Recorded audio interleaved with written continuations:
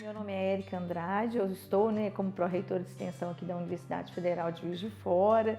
O nosso mandato vai de 2024 a 2028 e a nossa estrutura aqui na pró-reitoria é uma pró-reitoria de extensão. Ela tem dois setores, que é a gerência de extensão e a secretaria de extensão.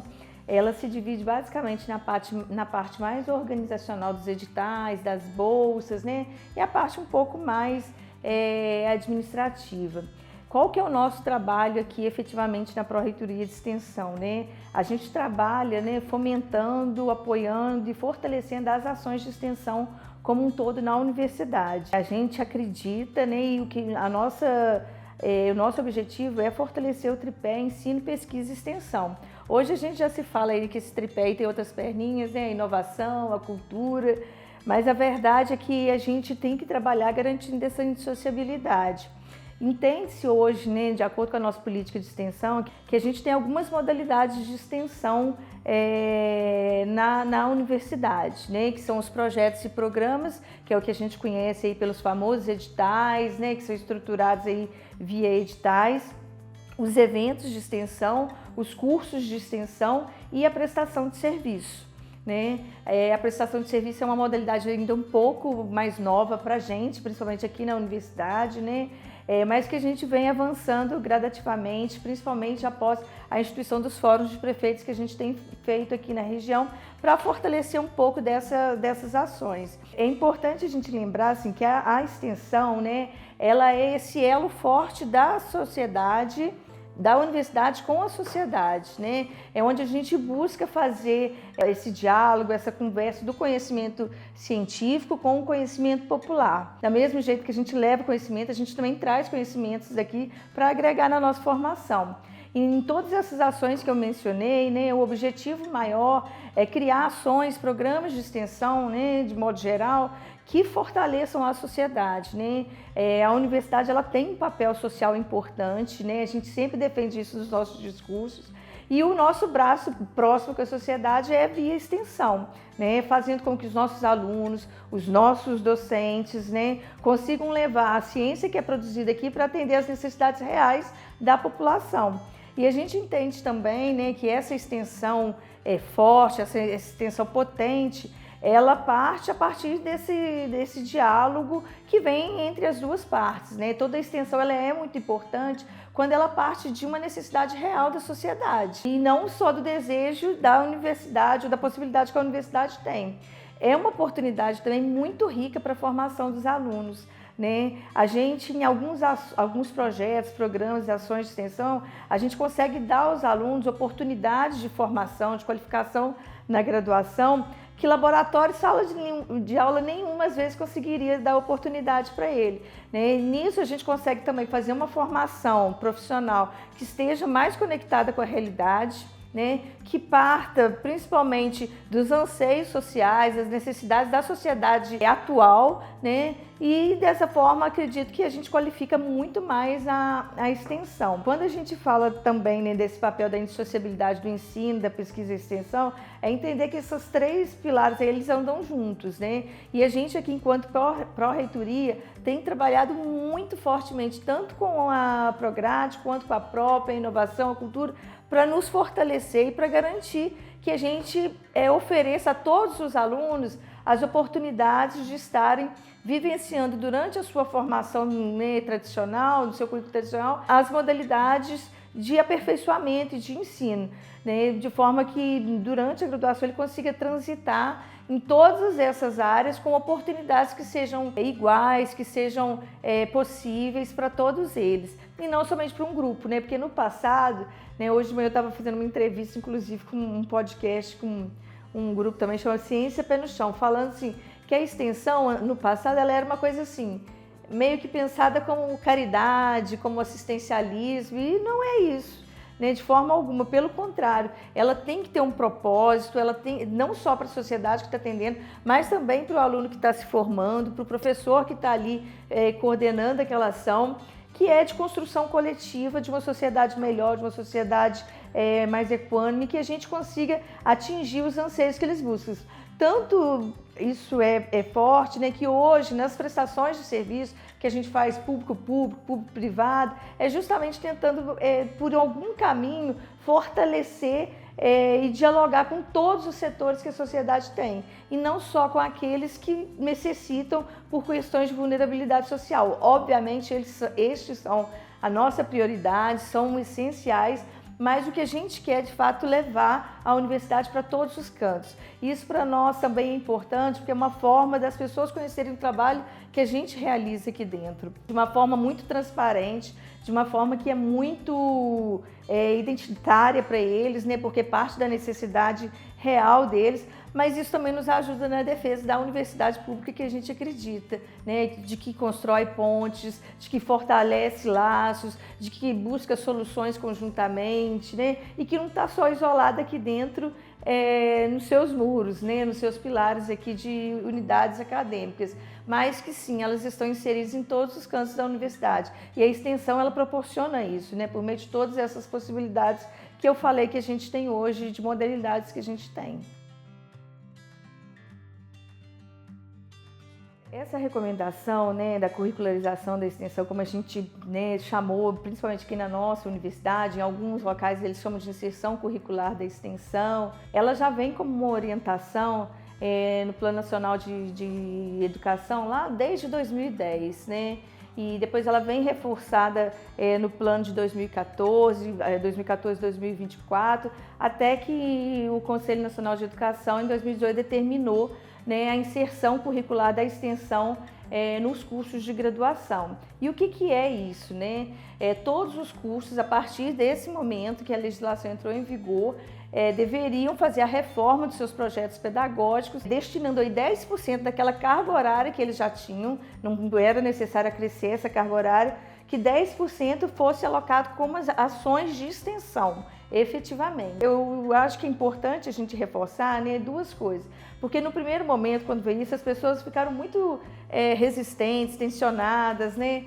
Na verdade, assim, a gente não ganhou mais carga horária, a gente só transformou 10% em extensão. Acho que é muito pensando naquela lógica de garantir que todo mundo que passasse pela universidade tivesse a oportunidade de dar a experiência da extensão universitária, que é essa ponte com a sociedade, que é esse diálogo próximo, essa troca bem dialógica, né, essa construção coletiva, essa formação que extrapola esses muros. Então, com esse formato, a gente conseguiu garantir que todo mundo tivesse essa experiência, né? Porque se a gente defende no conceito de universidade, se nós entramos enquanto docentes na universidade para garantir a formação dos alunos, na indissociabilidade do ensino, pesquisa e extensão, a gente não pode simplesmente se abster de fazer extensão, né? Eu preciso garantir. E infelizmente ou felizmente a gente teve que colocar isso como uma normativa, né? Para que de fato a extensão acontecesse como a gente desejasse. Obviamente, assim, o que a gente quer é que não sejam só 10%, né? A gente quer que a indissociabilidade seja tão forte, tão potente, que ela aconteça integralmente em todas as áreas, sempre que houver possibilidade, necessidade disso acontecer. Mas fato é, né, que na nossa resolução 7522, a universidade, pela resolução do CONGRAD, estabeleceu então definitivamente a inserção da extensão nos currículos de graduação. E a partir disso, então, todos os nossos cursos, os 90 e tantos, né, que a gente tem, em todas as modalidades, começaram a trabalhar na reforma dos seus projetos pedagógicos de curso, transformando aí 10% da sua carga horária total em carga horária de extensão, né? Pensando aí que essa carga horária ela podia ser definida em projetos e programas, em cursos, em eventos, em prestações de serviço, e a gente também pensou aqui na nossa universidade algumas modalidades que são as disciplinas com carga horária extensionistas, né, com ações curriculares de extensão. Nacionalmente, disciplina não pela legislação nacional, uma modalidade de extensão.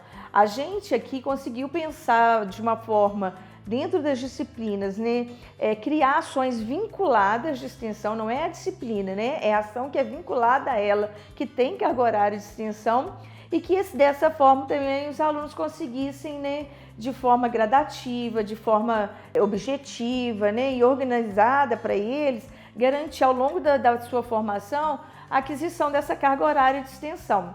Mas cada curso ficou à vontade para pensar de acordo com as suas realidades, com seus modelos de ensino, com seus cenários de formação, com o seu grupo docente, com o perfil que eles têm, como seria distribuído essas modalidades. E, obviamente, cada curso seguiu um caminho que fosse mais adequado à estrutura do seu curso e ao perfil do corpo docente e discente. A gente ainda aqui na universidade, a gente está caminhando para integralizar os 100% de cursos com com a extensão dentro dos currículos, a gente já passou os 90%, a maioria dos cursos estão aí na metade desse processo, desses currículos novos que integrou a extensão, mas a gente ainda tem um pouquinho aí de alguns cursos que estão caminhando, porque depende, tem algumas pendências para formalizar isso. Mas o que a gente entende como importante não é somente, e eu falei isso anteriormente, não é somente que a universidade cumpra o papel social dela de estar dentro na sociedade, transformando, mas que os nossos alunos também, dentro da sua formação, tenham espaço e cenários reais de formação, a partir de necessidades reais, contextos reais, desafios reais, potencialidades reais, que, como eu disse, laboratórios, sala de aula, às vezes não vão conseguir oferecer. E os projetos de extensão, eles permitem isso, Eles permitem você escutar a pessoa, ou, ensinam os nossos alunos a saberem ouvirem as demandas, pensarem a partir da demanda individual e coletiva que as pessoas apresentam, Desenvolve habilidades para além daquelas que o ensino tradicional oportuniza. Então, assim, no nosso entendimento, assim, não só da Pró-Reitoria de Extensão, mas da UFJF, a gente entende que a curricularização da extensão ela veio para ficar e veio para agregar muito na formação profissional, Eu sempre fui uma extensionista, participei muito de projetos de extensão de todas as naturezas que a gente comentou aqui. Defendo, não só porque hoje eu estou na Pró-Reitoria de Extensão, porque isso me fez uma profissional melhor, me fez formar uma profissional que entendia o que o mercado procurava de mim, esperava de mim enquanto profissional, porque me deu a oportunidade de dialogar muito proximamente com as pessoas que eu iria trabalhar quando eu me formasse. A minha área de formação é enfermagem, eu era uma enfermeira, então para mim era essencial, na minha formação, esse vínculo com a sociedade, você saber escutar, você saber escolher e pensar ações que o meu conhecimento científico, junto com o saber popular, pudesse somar na vida deles. Então, a inserção curricular da extensão, ou curricularização da extensão, como a gente conhece mais aqui, ela vem para trazer esse upgrade aí na formação dos nossos alunos, dos nossos profissionais. A gente não tem dúvida de que isso vai qualificar muito mais a formação, de que a gente tem desafios, isso é real, a inserção curricular da extensão, como qualquer outra, ela vem com desafio na parte de financiamento da extensão, porque a extensão ela requer recursos, a gente sai da nossa zona de conforto aqui dentro da universidade e vai para fora, e vai buscar outros cenários que às vezes requer da gente recursos, transporte, alimentação, levar nossos alunos e a segurança, e como é que a gente vai fazer essa dinâmica. Então esse é um desafio real que a gente tem hoje, é como fomentar essas ações, inclusive financeiramente, é também divulgar um pouco de o que é a extensão, porque às vezes, por mais que pareça uma coisa muito óbvia para mim, a gente tem pessoas que estão na universidade há muito tempo e que até pelo seu próprio perfil se dedicaram a vida muito ao ensino e à pesquisa, e às vezes nunca fizeram a extensão. Ao contrário também acontece, pessoas que se dedicaram mais à extensão e nunca se dedicaram à pesquisa. Eu entendo que são coisas indissociáveis e que uma coisa acaba puxando a outra e balizando, sempre para melhor qualquer ação que a gente venha trabalhando. E acho assim, a nossa intenção é que principalmente na área das licenciaturas, com a reforma das licenciaturas, a gente consiga até o próximo ano finalizar e integralizar 100% dos cursos da UFJF com a curricularização da extensão implementada. Aqui na universidade, a gente trabalha com todas essas modalidades de extensão que eu mencionei.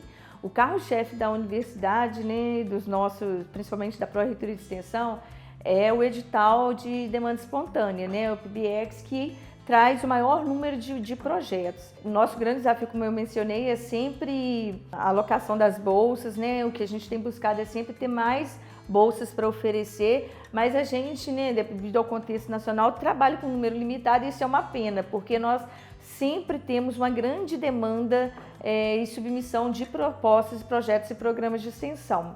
Então a gente tem aqui na Pró-Reitoria de Extensão 4 modelos de editais. Um é esse da demanda espontânea, um é o edital que é o que distribui maior quantidade de bolsas, né? Cada projeto, geralmente a gente aloca uma bolsa, uma só é muito pouco, a gente sabe, principalmente dependendo da estrutura do projeto, mas é para tentar contemplar o máximo possível de pessoas, e nos programas de extensão a gente aloca 2 bolsas. Esse é no demanda espontânea. A gente também tem o edital de extensão interface com a pesquisa, tá? Que é um edital menor, né, mas que precisa ter esse caráter mais orgânico, assim, da interface da pesquisa e extensão.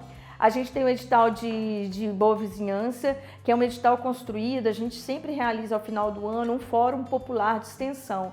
E aí a gente chama os movimentos sociais, os coletivos da cidade, né, a prefeitura, né, para trazer para a gente quais são as demandas reais que eles têm de ações, de projetos e programas de extensão para a gente desenvolver na área. E aí depois a gente trabalha com um edital específico, aquelas demandas que foram levantadas por eles.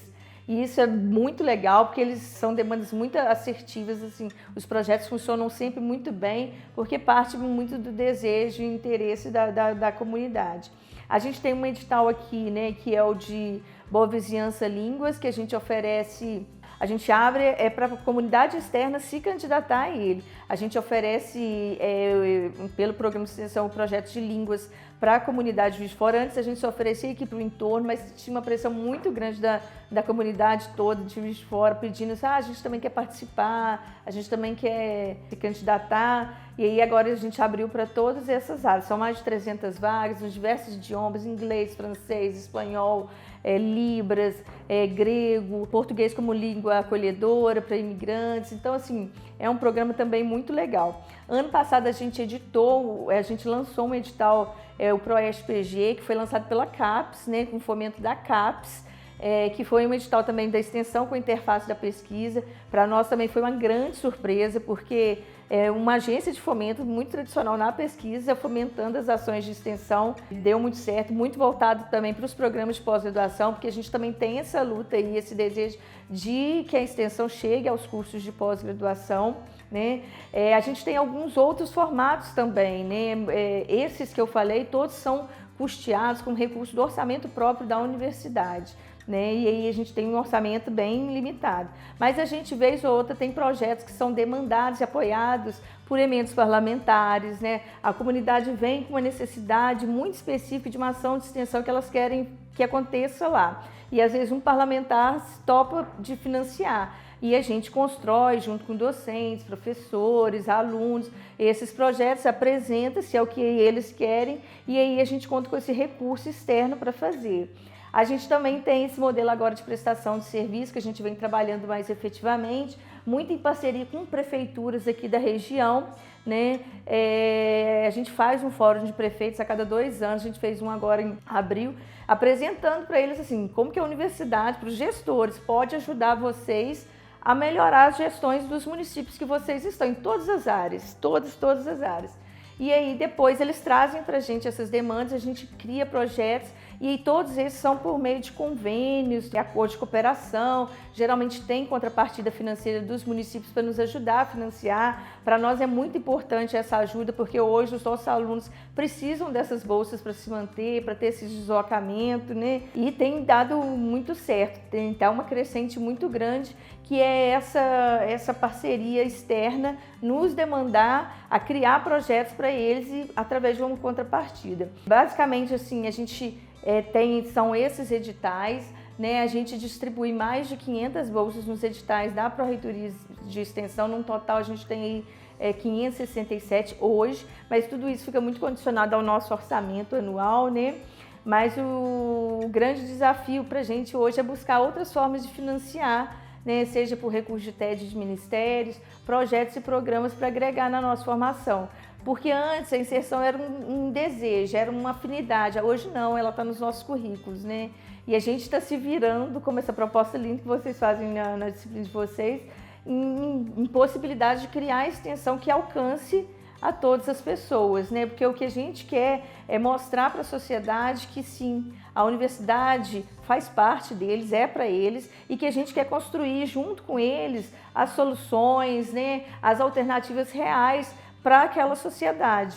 E nesse sentido, não só de soluções, né, mas também opções de cultura, de lazer, né, de esporte. A gente tem programas e projetos de extensão, por exemplo, aqui da educação física, que oferece muitas vagas para a comunidade externa em atividades esportivas. Daqui já saíram atletas, né, pessoas hoje que são atletas profissionais mesmo. Então isso nos orgulha muito, né, de saber que de alguma forma a universidade está chegando para essas pessoas, né, de que a gente está mostrando o que é o nosso trabalho e também, né, despertando neles o desejo no futuro de vir para a universidade também, né, vem conhecer, vem estudar, aqui você vai ter uma oportunidade, vai conseguir transformar a sua vida por outros caminhos.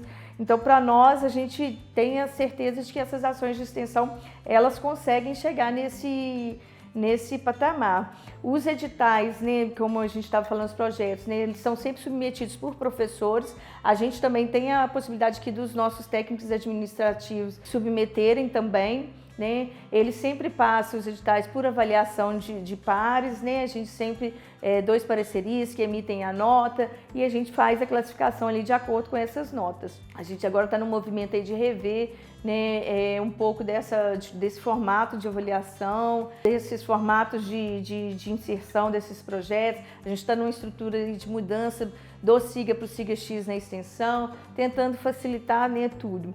Mas a verdade é que assim, a gente quer cada vez mais promover todas essas modalidades de extensão.